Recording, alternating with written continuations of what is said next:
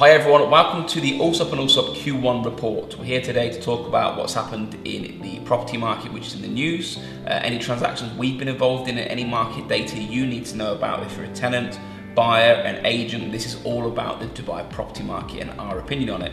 So I've got some news here printed off to go through what's happened in the news, and there's been some contradicting reports and some interesting news that's come out that we'll share our opinion on. So first of all, really good news for the property market is the removal of fake listings, which is offering clarity on the Dubai property market. It's great news for Allsopp and Allsopp. It's great news, and it's a fantastic initiative the Land Department's put in place. So to break that down for you, I know people have seen it in the news. If you are now going to list a property online, how it works very simply is you take the owner's documents, you get an A form. So an A form is for the seller or landlord to sell or rent their property with the broker. They will sign that form.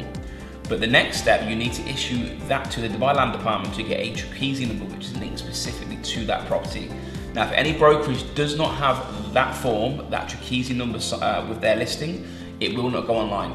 So what that's done for the Dubai property market is it's cleared up any fake listings. You'll no longer hear brokers say to you, hey, the property's no longer for sale, we've got something else you may consider. It should stop all of the potential phishing and fake listings in the market. So a real step forward. What that's done for Allsopp and Allsopp is we've seen our leads take a massive spike, especially the last couple of months or so, because there's a lot less listings in the market, giving agents who are doing the job properly a really good chance of speaking to real buyers. So really good news for the market, and well done to the Land Department for that. Next one I've got here is talking about the oversupply, and I've got another one talking about the oversupply here, and it's probably the only story people seem to be talking about in the market at the moment. They're not talking too much about too many launches or other things happening. It's oversupply, who's buying the houses. So we've got two reports. First of all, we've got one from an ex-investment banker from not Franklin Templeton, a very big investment bank, saying that yes, maybe there is an oversupply, but not to worry about it, that will change. And it's talking about how there's, in a growing city, you're going to build, and they want to keep on building with the future proofing of the growth that's happening. So I always talk about Dubai in 2006 when I come here, with a population of 1.8 to where it is today at 3.1 million. So what this report is saying is, hey, look, maybe there is less buyers in the market, but that's because there's completions happening. So it's a really interesting report, and that's on the Arabian business. But counterattacking that is someone saying there's no quick fix to oversupply. Now this is where my opinion and also opinion kicks in. So we've just been on the radio on Dubai Eye last week talking about the oversupply and who's buying. And one of the main things come out of this is there's no quick fix for real estate in Dubai, and there's 20 to 30,000 new properties handing over. So anyway, I went on the radio at the start of the month and we talked about how this affects Dubai. Now if you hear 20 or 30,000 units handing over, a lot of people will panic and go, oh my God, who's going to move into these houses? That exact same story and the quote of who's going to move into these houses was the same thing that happened when Jumeirah Beach residents handed over in 2006. And obviously they were all filled, and we've built hundreds of thousands of new units since then. So the same conversation is happening 10 years later, and they're saying, who's going to move into these units? 20 or 30,000. So they're talking about there's no quick fix for the supply. With 30,000 as a worst case scenario that they're going to hand over, the population increased nearly 210,000 people. So straight away there's going to be some sort of differential between handovers and people. So the common consensus people say to me, and there's no stats to back this up by the way, people say people move into Dubai, they can't afford to buy a home, these are lower paid salary people. Now I've actually communicated this on LinkedIn and social media. Someone showed me a stat that shows that, hey, these are all lower salaried employees, they can't, it's hearsay. So if you take the 300,000 people that moved in last year, and we say only 10% of them are going to buy, there's enough property, and there's enough people, that's at 10% of the population that moved to Dubai.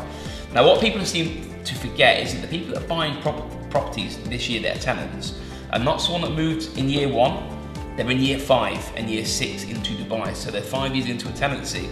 So how I'm judging the health of Dubai, and how I would advise anyone to judge the health of Dubai is, if new people are moving to this city built on expatriates, it's great because they are the future buyers for properties in Dubai. The minute we see the population starting to decline, that's when you can judge the health of Dubai.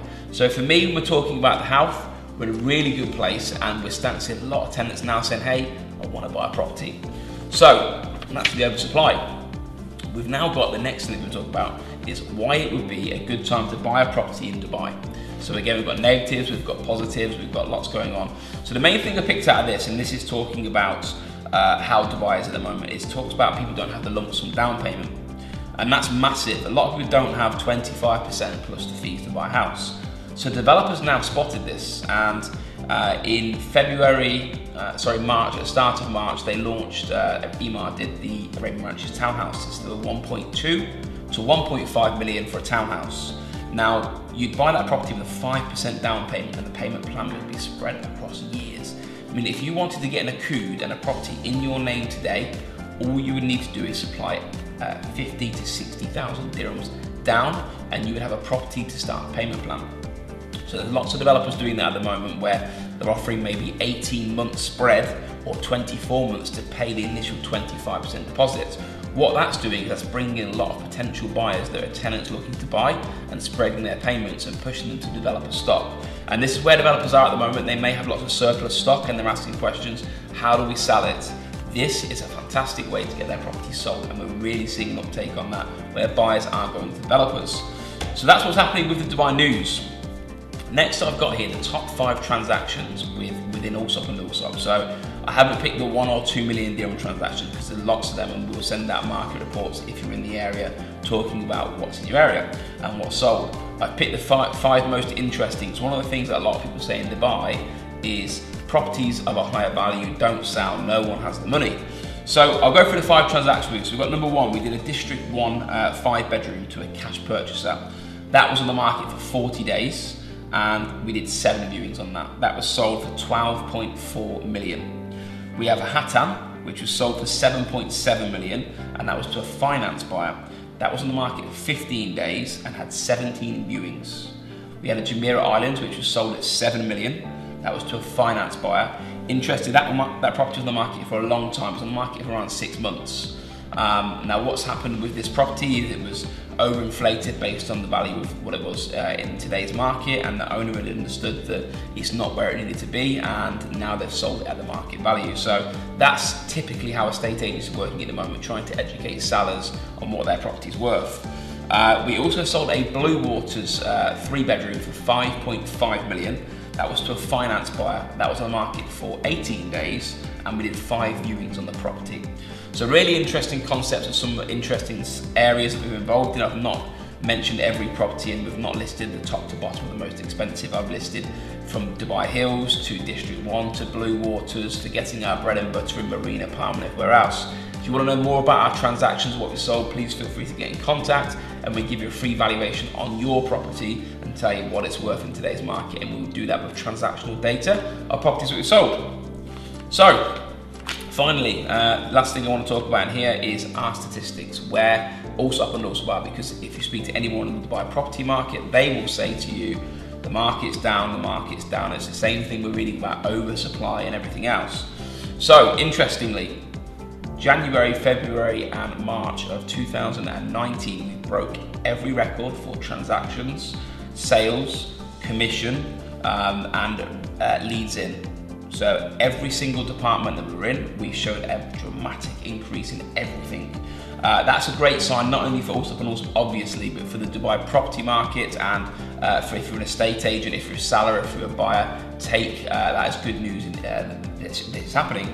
So buyer registration is up 20% from 2019 from 2018 Q1. Now that's with exactly the same marketing budget, with exactly the same amount of properties we pretty much had for sale. So we've got around just under 2,000 properties for sale in 2018. We had the same in 2019. Obviously we sold a lot of them properties in 2018 and replenished them with new stock.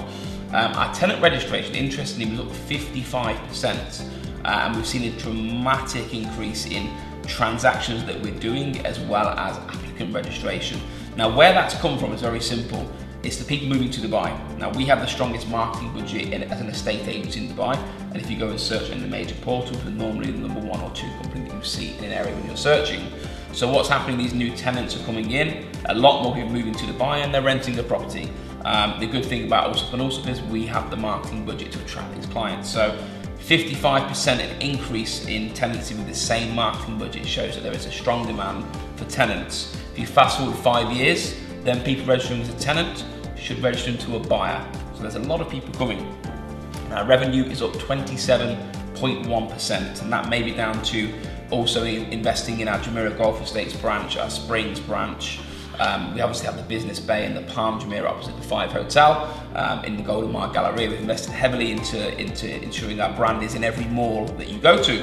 So there's a very healthy feeling in the market, and again, the reason I've read the news to you and showed you this is so you can see, hey, this is what people are saying, but this is actually what's going on. If you have any questions you want to ask the property market and you want to answer anything at all about the market, your area, advice, if you're looking to buy, if you're looking for advice on the developers, we pretty much have most of the answers and we give you an independent point of view. Feel free to visit www.allsopp.com.